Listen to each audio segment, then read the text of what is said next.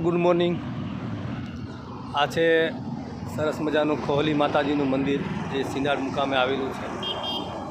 ચામડીના દર્દીઓ માટે અહીં માતાજીની માનતા માનવામાં આવે છે।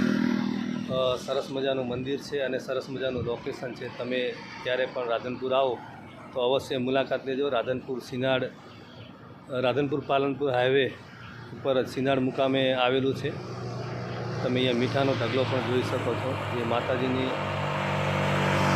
અસીમ કૃપા આપણા ઉપર રહે એવી પ્રાર્થના। અને કોઈપણ પ્રકારનો શરીરમાં રોગ હોય અને ખાસ કરીને ચામડીના રોગ માટે માતાજીની કૃપા આપણા ઉપર રહે છે। તમે કોઈપણ પ્રકારનો ચામડીનો રોગ હોય અને માતાજીની માનતા માનો તો એ રોગ તમારો મટી જાય છે।